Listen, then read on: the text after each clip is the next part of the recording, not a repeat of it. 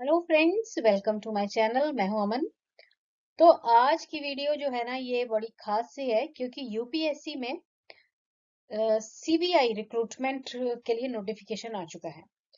तो union public service commission के द्वारा सेंट्रल ब्यूरो ऑफ इन्वेस्टिगेशन में असिस्टेंट प्रोग्रामर की पोस्ट है, उसके लिए ये नोटिफिकेशन आया है। और जो वैकेंसीज रहेंगी ना, वो रहेंगी 27 यानी कि 27। बड़ी ही बढ़िया सी वैकेंसी है। तो अप्लाई आप कर सकेंगे 9 नवंबर से लेकर 29 नवंबर 2024 के बीच में। वेबसाइट है upsconline.nic.in। तो चलिए वीडियो में इसकी जानकारी लेते हैं कि क्या इसका प्रोसेस है। अभी आप स्क्रीन पर देख रहे हैं जो ऑफिशियल नोटिस यूपीएससी के द्वारा आया है, उसमें देखिए इनवाइट की गई है applications for the recruitment of assistant programmer. ठीक है। और जो वैकेंसीज है ना, वो है 27 यानी कि 27 टोटल वैकेंसीज हैं असिस्टेंट प्रोग्रामर की। और आपकी जो पोस्टिंग है ना, वो होगी सेंट्रल ब्यूरो ऑफ इन्वेस्टिगेशन में। ठीक है जी। Department of personnel and training, ministry of personnel, public grievances and pensions, है ना। तो ये डिपार्टमेंट्स दिए गए हैं। अब इसमें ना रिजर्वेशन का भी बताया गया है कि टोटल वैकेंसीज तो जैसे आपको पता चल गई है कि इसकी है 27 यानी कि 27 पोस्टें हैं। अनरिजर्व है 8, ईडब्ल्यूएस के लिए 4 हैं, ओबीसी के लिए 9 है, एससी के लिए 4 हैं और एसटी के लिए 2 वैकेंसीज दी गई हैं। अब पे स्केल की बात करते हैं तो 7th जो कमीशन पे स्केल है ना, वो रहेगा आपका पे मैट्रिक्स। ठीक है, लेवल 7 का पे स्केल रहेगा। एज अनरिजर्व और ईडब्ल्यूएस के लिए 30 है मैक्सिमम, ओबीसी के लिए 33 है और एससी एसटी के लिए ये है 35 जो एज लिमिट दी गई है। एजुकेशनल क्वालिफिकेशन जो सबसे इंपॉर्टेंट है ना, उसकी बात करते हैं। तो देखिए, अगर आपने ना कंप्यूटर एप्लीकेशंस में या फिर कंप्यूटर साइंस में या फिर masters of technology with specialisation in computer applications, या फिर bachelor of engineering, bachelor of technology in computers और कंप्यूटर साइंस, कंप्यूटर टेक्नोलॉजी से अगर आपने किया है, मतलब अगर आपने बीटेक या फिर एमटेक किया हुआ है कंप्यूटर्स में, तो आप एलिजिबल हो जाएंगे। ठीक है।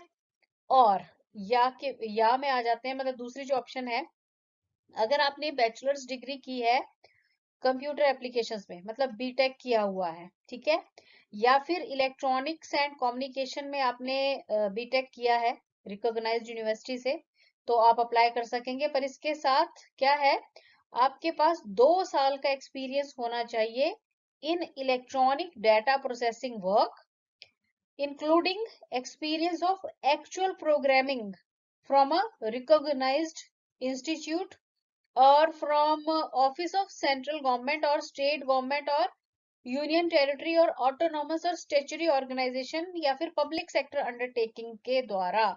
तो अगर बीटेक है तो साथ में ये रिक्वायर्ड रहेगा। ठीक है, 2 साल का एक्सपीरियंस।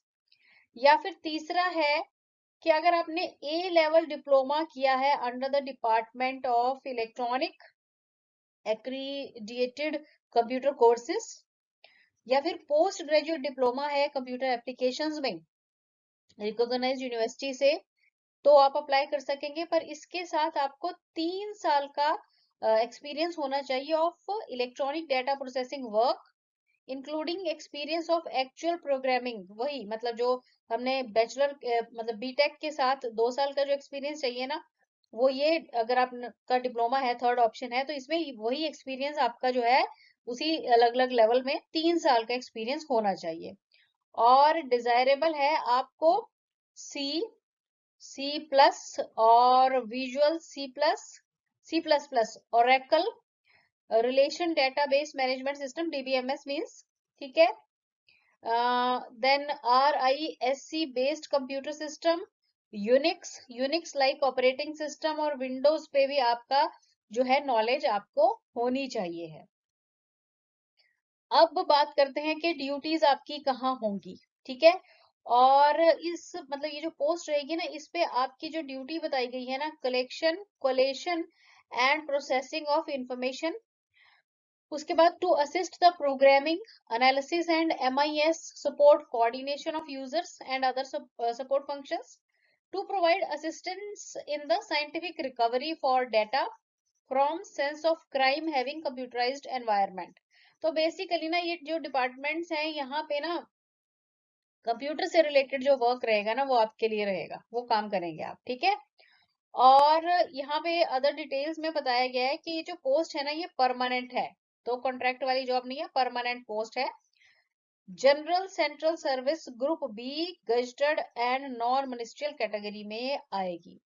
हेडक्वार्टर आपका रहेगा दिल्ली, और जो आपकी पोस्टिंग है वो एनीवेयर इन इंडिया कहीं पर भी हो सकती है।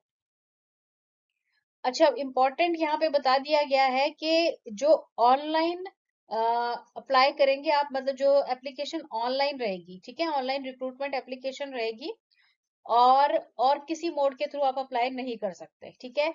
तो वेबसाइट यहाँ पे अगेन बताई गई है, upsconline.nic.in। 9 नवंबर से ये स्टार्ट हो रही है, ठीक है। 28 नवंबर तक लास्ट डेट रहेगी, ठीक है जी। और इसी के दौरान जो है आप अप्लाई कर देंगे।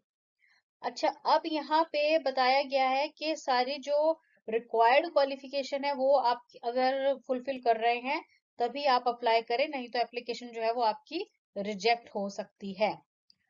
और इसके लिए क्या है कि आपको टेस्ट रहेगा या फिर इंटरव्यू रहेगी, वो आपको जानकारी पूरी दी जाएगी, ठीक है। और देखिए यहाँ पे इम्पोर्टेंट नोट एक दिया गया है कि अभी ये बताया नहीं गया है, इसमें इंडिकेट नहीं किया गया है कि सिर्फ इंटरव्यू होगी या फिर टेस्ट होगा, ठीक है।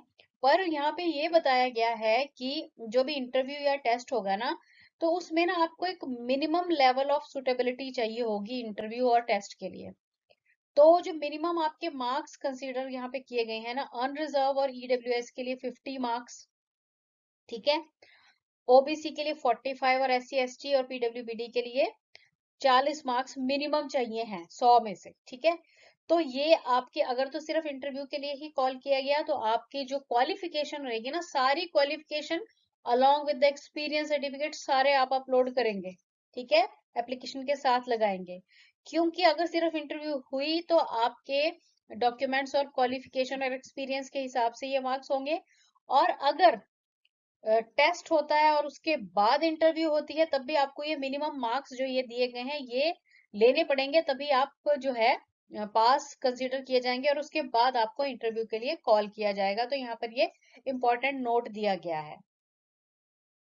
अच्छा, अब एप्लीकेशन फी की बात करते हैं तो देखिए जो कैंडिडेट्स हैं मतलब फीमेल, एससी एसटी और persons with the benchmark disability, ठीक है, इनको छोड़ के बाकी की जो फीस है ना वो कितनी है, 25 रुपए फीस होगी ओनली, ठीक है। जिसे कि आप ऑनलाइन ही अप्लाई करेंगे, जब आप टेस्ट के लिए अप्लाई करोगे ना तभी आप दे दोगे। और बाकी SC ST PWBD women candidate जो है इनके लिए कोई फीस नहीं है।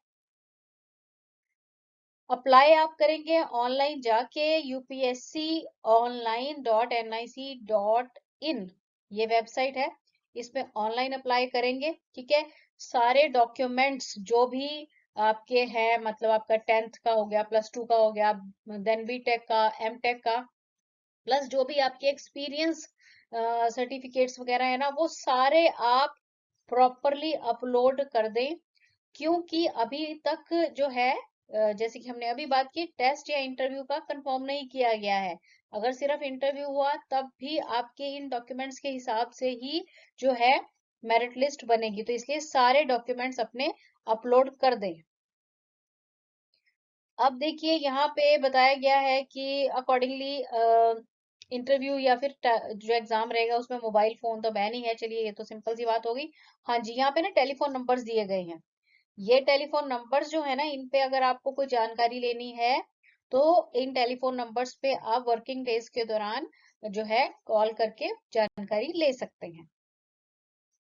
और यहाँ पे एंड में बताया गया है कि जो वेबसाइट रहेगी अकॉर्डिंगली यूपीएससी online.nic.in है, तो यहीं पे आप अप्लाई करें, किसी और पे वेबसाइट पे आप ना अप्लाई करें, यही ऑफिशियल वेबसाइट दी गई है। तो जल्दी से अब चेक कर लीजिए, जिन जिन स्टूडेंट्स की एलिजिबिलिटी बन रही है वो इस पोस्ट के लिए फटाफट से अप्लाई कर दें। Thanks for watching the video and best of luck.